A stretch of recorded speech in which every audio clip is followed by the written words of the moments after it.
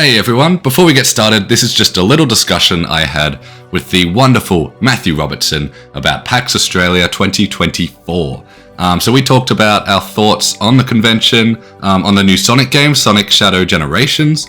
We also discussed the Steam Deck and various other games and demos that were present this year. And this is part one of a 3-part series, so we'll hopefully have part 2 available tomorrow and then part 3 the day after on Tuesday. And just a small disclaimer before we start, I thought I'd let you know that I do accidentally refer to Prince of Persia The Lost Crown as Prince of Persia The Sands of Time. So if you hear me say The Sands of Time, just know that I'm actually talking about The Lost Crown.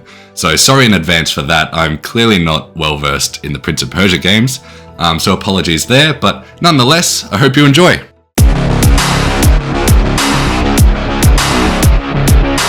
We just got out of PAX Australia 2024.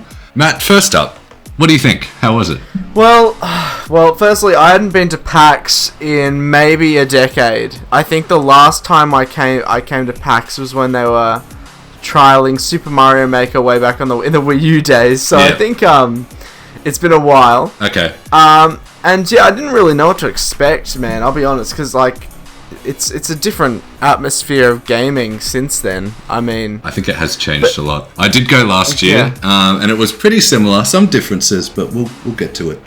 We'll talk about it. Yeah, I'm interested because obviously my experience is like a night and day, whereas yours is sort of the gradual improvements. But we'll get to it. Yeah, you'll be able to tell me what it was like. Previously. Back in my day, they had Mario Kart 8 tournaments, and now they only have PC Sonic games. Speaking of what they have, this year, we played Sonic X Shadows Generations. Now, Matt, I know you're very excited to talk about this. Yes, man. Well, look, I think being called a Sonic fan in this day and age is like jumping on a grenade, but I think, yes, I was very excited for this release. For context, it has been sort of similar theme to what I was just talking about. It has been 12 years since the original Sonic Generations came out on the PS3, Xbox 360, and PC, and this is a new remaster of the original Sonic Generations game, which is arguably stated to be one of the better Sonic games of recent years. Okay. Yeah, because I'm more of a Mario fan. Growing up, you're either Mario or you're either Sonic. This is the perfect podcast setup because I'm Sonic and you're Mario fan. Exactly. And then we can both play the Olympic Games because that's and argue. But yeah, you went down the Sonic and battle route. It out in table tennis. Yes, I went down the dark route of Sonic. But you played some Mario. You're a Mario fan as well. I'm pretty much only Mario. So this game, it was probably the biggest booth at PAX this year. Last year you had Nintendo and Sega as the main two booths. Yeah, but now it's just Sega. It was a big draw. It was like the high ticket item because the game comes out in end of October, October 25th, I believe. Yeah. So and of course, Sonic fans, they congregate when there's a new game. They show up. they show up, mate. That's probably the only reason why a lot of people came is just to play this game. Exactly. But, for me it didn't disappoint, but we'll get there. Yeah, but so we went on, PAX started on, went from Friday to Sunday. We both went on the Sunday. I did some filming on the Friday for Zowie, which was a great experience, and that sort of introduced me to the sort of esports atmosphere of PAX, which I hadn't really been introduced to. But yeah, we both went on the Sunday, which wasn't the busiest day. No, I don't think. Yeah, no. So I, for context, last year I went on a Sunday as well, and it was packed, paxed. It was paxed at PAX. Nice. Mate, you're getting all the subscribers on brand now here. This high caliber comedy. This is what they want. This is what the people want. People came for. But last year's Sunday, it was crazy. It was busy. But last year they did have Nintendo, who weren't here this year. This time around, it wasn't as quiet, but still, as soon as I walked in, I looked at the line for Sonic Shadow Generations, and it was quite long, and I was like, okay, maybe I'll get round to it later. Which was a big mistake.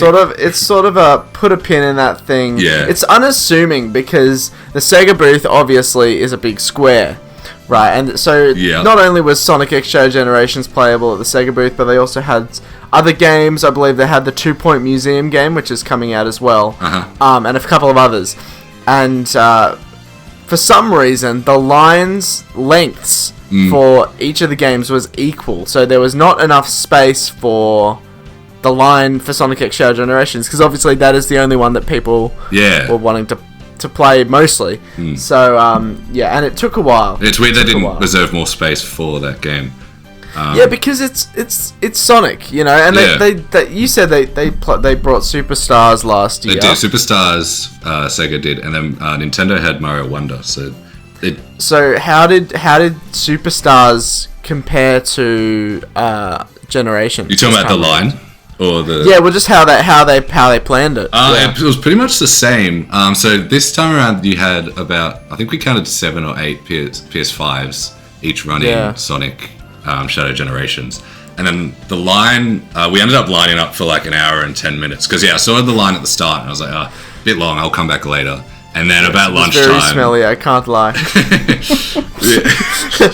I had to go for a drink break after about an hour because the organization of Sonic X Shadow Generations. Because I feel like if they knew what they had, right? They knew the game that they had, but they only had 7 PS5s to play on, which I think personally they could have put more PlayStations in that space. Yeah, so they had about 7 PS5s each playing Sonic. What's it called? Sonic Shadow Generations.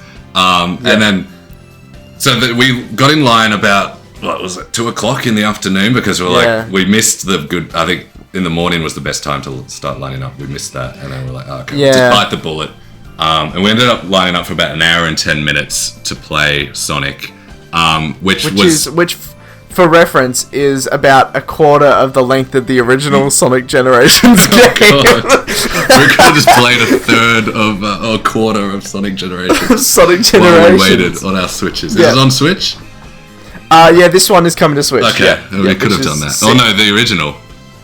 Yeah, the original. Well, no, Sonic Generations didn't come out on Switch because it came out in 2011. Yeah. But this one is coming to Switch, which I'll be interested to see what the port is like. But that's not what we're here to talk about. No. But so we lined up for like an hour and 10 minutes, which was by far the longest thing to line up for there. Whereas like compared to last year, you had Sega. They weren't the biggest thing there. You had Nintendo. So the audience was divided between either playing Mario Wonder or it sort of evens Superstars. out, right? Yeah, whereas this year, there was a lack of, lack of big games or big ticket items to go to. Yeah. And I guess it's just a slow year for big AAA tentpole single-player games. I mean, obviously you have some, but I think overall, and we're sort of jumping ahead here, but I feel like this PAX was more geared towards PC and more geared towards your indie scene. But also obviously Nintendo had Zelda Echoes of Wisdom release about a few weeks before I know, PAX. and see, I think that would have been the perfect game to show. I mean, obviously it will have come out, but I think it's something. And I mean, judging by the other games on offer at PAX, just because the game is released already doesn't mean that people were shying away from showing it. Show floors. It's weird they didn't show. The Nintendo weren't there at all. Like the only Nintendo representation were from other booths who had. Yeah, man. I was totally waiting for the Alamo showcase. The Alamo booth. I know. Where was that, man? Yeah, just a massive booth dedicated to Alamo. It's a showcase, man. Yeah. I mean, I mean, they could have if they wanted to, but I'm guessing that we're gonna have a larger announcement, something more hardware related, coming in the next couple of months. Yeah, so I think they're playing their cards close to their chest. Exactly, and being in Australia, they probably don't want to fork out, or maybe not. They don't know where they don't know what Australia is, and they probably don't think it's worth putting a demo or putting a booth out when there's no games coming out. I guess is their thinking. Yeah. I don't know. But just disappointing, Nintendo. How dare you? Hopefully next year. We hate you, Nintendo. Yeah. I'm moving to TurboGrafx 16. I'm moving to Sega. I've already moved to Sega. Yeah, I'm going to jump on that Sonic train. Okay, maybe. So that's what I want. So what did you think of the game, Sonic X Shadow Generation? So I've only played Sonic Mania and Sonic Frontiers, so I'm not I don't know much about Sonic. So this, we had 15 minutes to play, because there's 2 games here. There's Sonic and there's Shadow Generations. I just started playing the first level of... Because before we played, I advised Oliver as the Sonic aficionado. I was like, Sonic Generations is probably one of the best beginner Sonic games. Yeah. Right? The base gens is one of the best beginner Sonic games because it has that mix of 2D action a la Sonic Mania and the classic games, which Oliver already was a fan of, and it also has the new 3D, well, not new, but the 3D boost style of gameplay, which is modern Sonic. You know, that's what he's known for. That's his sort of bag, and that's what's been successful. So I think that was, yeah. So what were your thoughts there? Yeah, so Sonic Generations, I played the first 3 levels of that, and it was a lot of fun. It looks, visually it's very nice. Compared to Sonic Superstars, it runs a lot better, because I remember Sonic Superstars had a lot of frame rate issues and performance issues, whereas it was running flawlessly. It is an older game. Yeah, it's 12 years old, so, you know, it makes sense. Yeah, but, it looked... Yeah, Green Hill looked beautiful in full HD glory. Yeah. The 2D sections were nothing that I hadn't seen already in Sonic, but just the main takeaway from that would be just the visuals. Gameplay-wise, it's like everything else you played. But the 3D sections, they were a lot of fun. I was able to get some pretty good combos going. But then, after those 3 levels, one of the Sega reps came up to me and my brother, and he was like, "Oh, do you want to play Shadow Generation?" He's like, there's another half of this game. He's like, I know. He was like, there's another game. There's more. And this was like probably 10 minutes into my demo, so I only had like 5 minutes remaining. I was like, oh yeah, I forgot to play the new one, so I switched over to Shadow Generations, and that I way preferred. I mean, not that the original was bad, but I was having so much fun with Shadow Generations. Everything was just so much faster and snappy and visually gorgeous, like everything, just all nice. The stuff happening in the background. It is like an updated version of the engine that they used in base gens. So it's definitely 2024 ready. I played base generations countless times since 2011, and so I jumped straight into Shadow Generations because I wanted to sort of get a flow for it. So they had they had Final Chase and Radical Highway, and then also Kingdom Valley from Sonic 06, and then they also had the BioLizard from Adventure 2.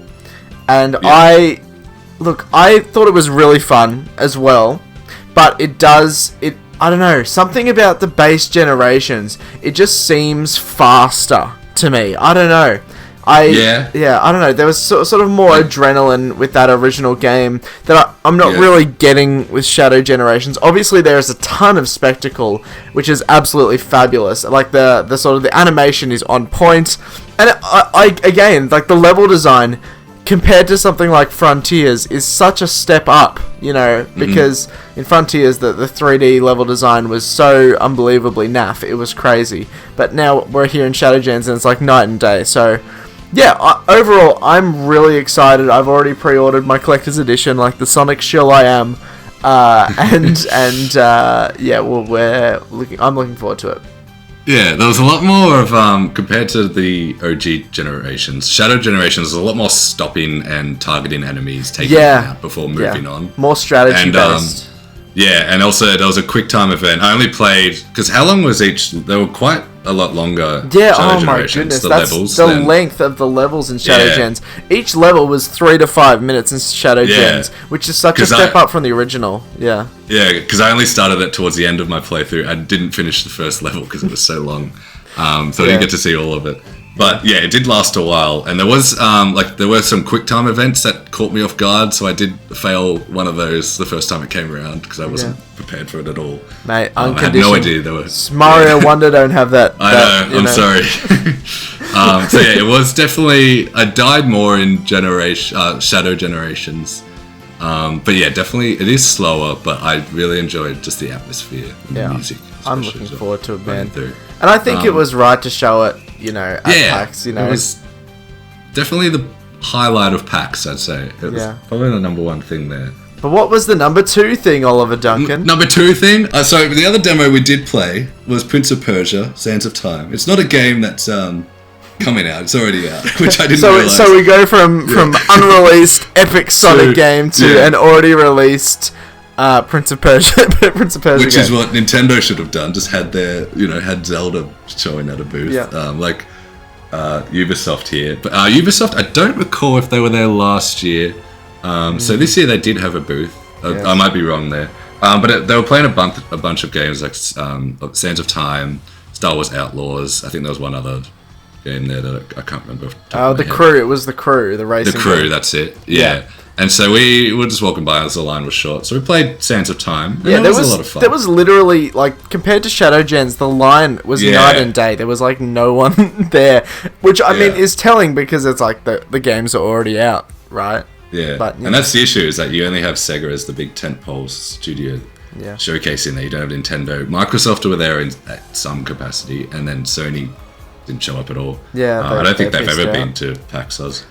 Ubisoft did sort of fill those shoes a little bit, but no new games to show. They were gonna show Assassin's Creed Shadows. When does that release? It was meant to release this or next month, and then it got delayed a few weeks ago. Therefore, they've delayed the demo as well, which is unfortunate. Wow. I feel like they could have still had a demo. The game's coming out February next year. Yeah, that's doable, man. Because you'd think that the demos and stuff would all still be in the works, Why not just... Exactly, yeah. I'm sure they had a demo ready to go. Yeah. It's just interesting that delayed. They pulled it completely. Yeah. Maybe it was not ready, buggy or whatnot. Yeah, who knows? I mean, it is Assassin's Creed, so... No hate, I've never played an Assassin's Creed, so we'll go from there. But look, I enjoy Prince of Persia. I've never actually played any game in the series, but... I know, neither. Like, I love the art style, very stylized, hand-drawn sort of animation style. Mm-hmm. I think that, the demo itself was a bit disorienting, because you were just sort of thrust into a chase level, which is auto-scrolling, and you get one-shotted if you touch this chasing creature, which I thought was a bit... it was like the sun from Mario 3 is what it reminded me of. Yeah, exactly. And so, I don't know if that's the best first impression you want to give, because I saw a few people just rage quitting and just walking away, like, after they died a few times. And I died quite a few times, actually, because I love platformers. I'm not the best at them. But, but I love the game mechanics, Yeah, this demo I don't think had a time limit, unlike Generations, which had 15 minutes. That being, it's an already released game, right? Exactly, so and that's probably why it wasn't as popular. But yeah, there's a good change of pace for Prince of Persia. Again, they went with a different art style, a different sort of 2D game. I'm waiting for my Jake Gyllenhaal mod from the Prince of Persia movie. Yeah, exactly. I've seen the movie. That's all I can say about that franchise. But no, I mean, it's great. I think it's a perfect Switch game. It is. Yeah, exactly. Platformer, I hope it looks 2D. good on Switch. Yeah, fingers crossed. 60 frames per second. It's got perfect. But they also had Star Wars Outlaws at Ubisoft's booth, and we didn't play this one. Because we just walked by and sort of meandered around and had a look, and then sort of walked off. But yeah, I don't know. It didn't look super appealing to me. I was about to agree with you there. Yeah, the graphics aren't the best because EA previously had the Star Wars license, and those games were very big technical showcases. Yeah, the graphics say what you will about Battlefront 1 and 2, but the graphics in those games are out of this world. And here it looks like it's probably graphics wise similar to the first Battlefront. But that was nearly 8 that was years ago. 9 years ago. Yeah, exactly. So I expected a bit more from it, but again, you're going to different planets. There's massive maps. I assume we haven't played it yet. But, but the one thing and the other reason why I didn't really feel compelled to play it at PAX was because it had this really distracting CinemaScope aspect ratio, like the black bars on the top and the bottom of the screen. I didn't notice that, really. I did. Well, so on one side it had the regular game, like I guess in performance mode, but on the other hand, on the other side of the booth, it had this like weird 24 frames per second cinematic David Cage Quantic Dream ass like presentation, and I'm like, what person in their right mind wants to play a game like that? You know, because input lag and stuff. So yeah, that just turned me off. And like, I'd say that I'm gonna play it down the track, but I'm not. I'll be honest. It's another Star Wars game. Skip. Exactly. It can't top The Force Unleashed. It can't top OG Battlefront 2. Yeah. So, and I know everyone wants this Star Wars game where you can go to different planets. You can, be a bounty hunter and go on missions and then go wherever you want. And that seems to be what this game is sort of trying to do. Yeah. But I prefer, go back to the old, like Jedi Survivor. I think is a perfect Star Wars game. You don't need these open worlds. And again, it should be about the gameplay. I think because exactly.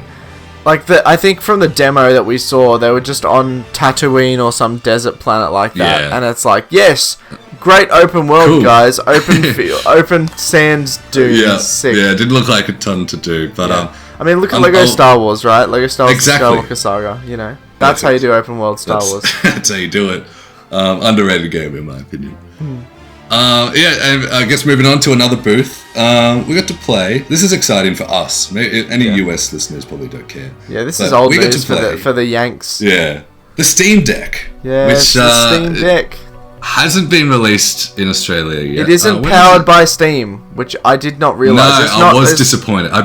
It's not a cyberpunk style of mechanics, but very luckily they had cyberpunk on it. They did, but that's a perfect segue moment right there. Can you tell I've never done this before? Oh well. Yeah. The Steam Deck booth, it was just a bunch of beanbags and chairs and tables with the Steam Decks just laid out everywhere. It was my favorite booth of the whole That's how you do a booth, convention. I think. Exactly. Yeah. No wait times. There were probably like 15 to 20, maybe even 30, like Steam Decks in there to use. Unlike Sega, who had 7 consoles. The line for this moved way quicker, and you got 15 minutes. I think we only had one rotation of waiting until we got in. Because they let in like 30 at a time. So it was awesome. so good. And so they should have had Shadow Generations on like Switches. Or they should have, because it's coming out for Steam. It's coming out for Epic, so I think it's only fitting. Kill 2 birds with one stone. Turn lemons into lemonade, as they say. Yeah, exactly. But you were saying, Yeah, so they had the big boy 1 terabyte OLED Steam Decks on display. That's true, yeah. The best models. Yeah, so in Australia there's 3 coming out. There's the LCD 256GB version, which is 650 Australian. Yeah. And then there's the OLED. There's 2 OLED models, one 512GB and then the terabyte model, which we played today.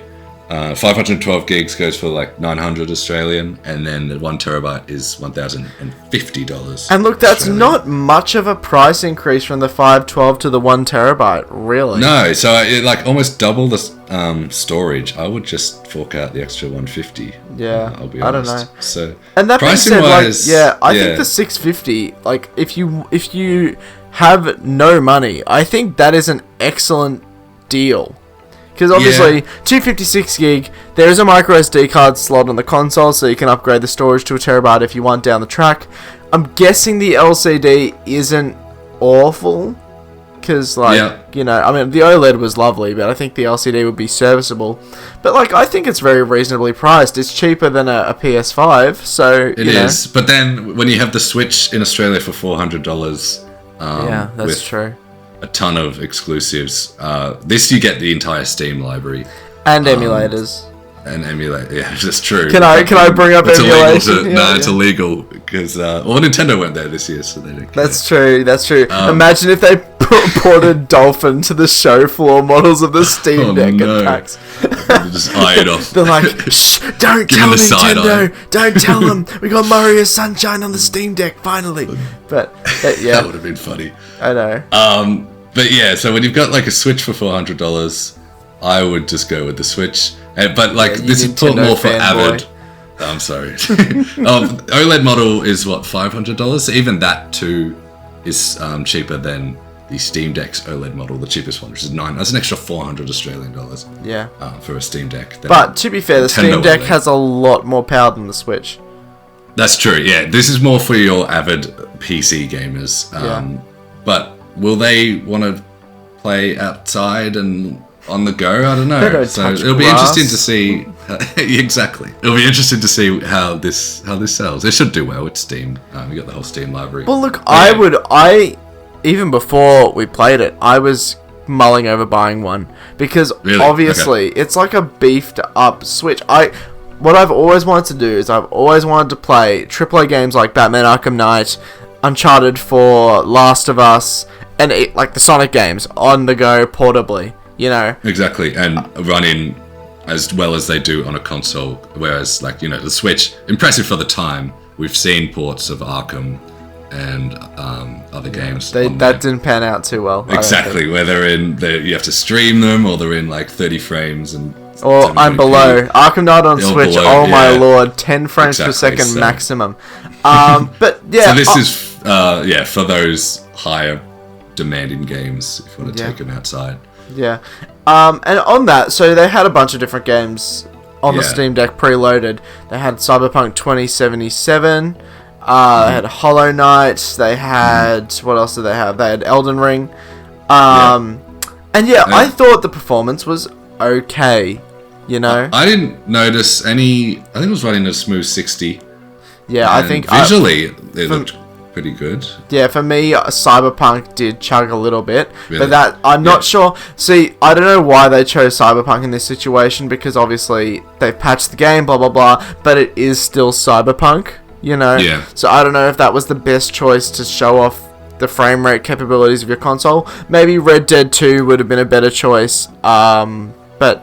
Yeah, I did experience a few frame drops. It felt like it was alternating between 30 and 45 frames per second.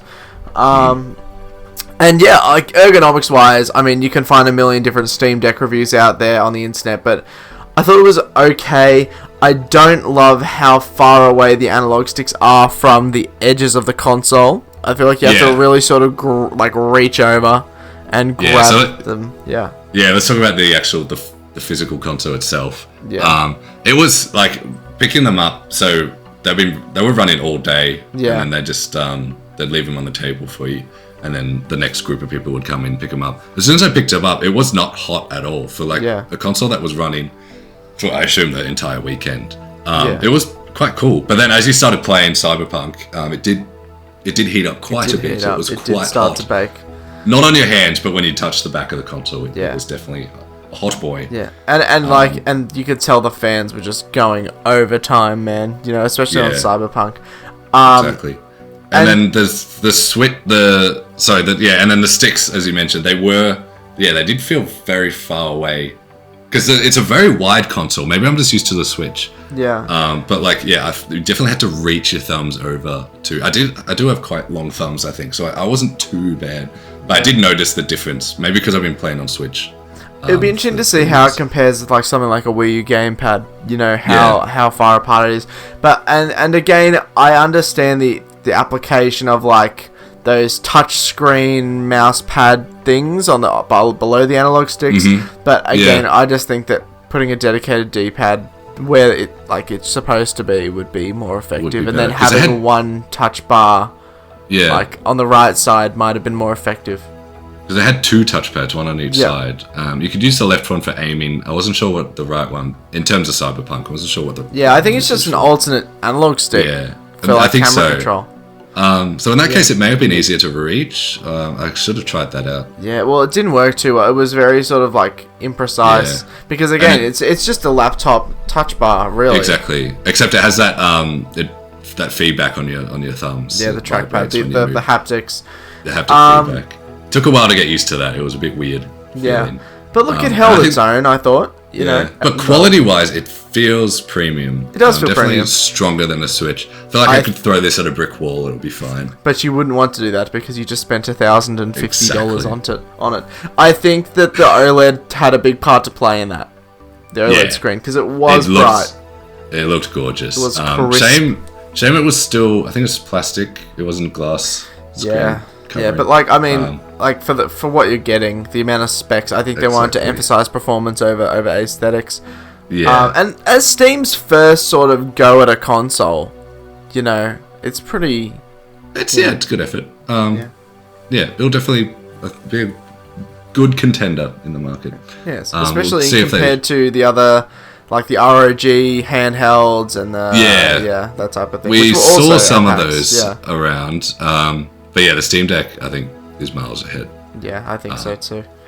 And while we're lining up for the Steam Decks, we didn't try out this game, but we were watching Just Dance 2025. That's another game that's not out yet. That game is the most that's the most quintessential PAX game ever. Yeah, it gets people involved. But there was this when we were there, we were lining up, and there was this Dr. Eggman cosplay who just was popping off. He tearing it up on the dance floor. I know.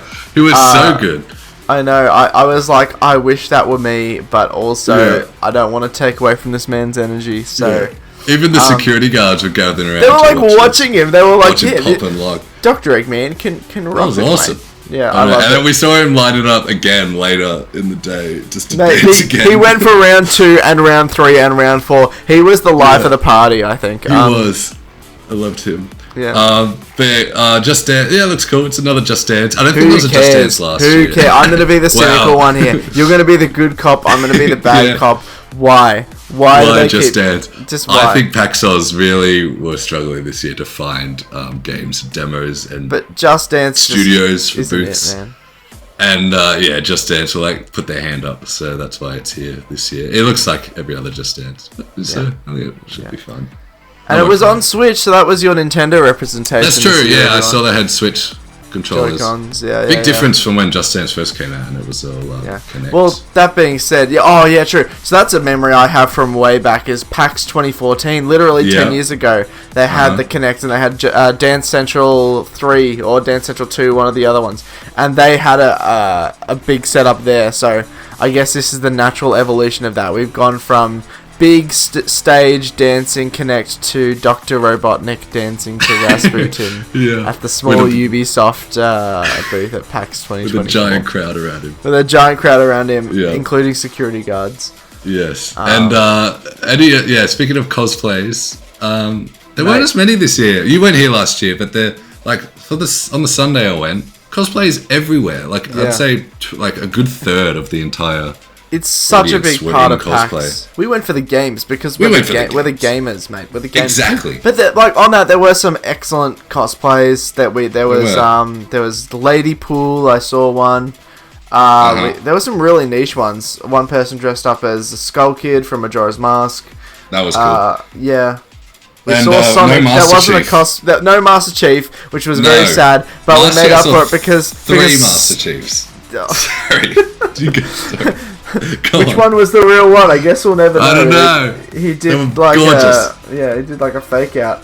But no Master Chief, but we made up for it because we saw Sonic.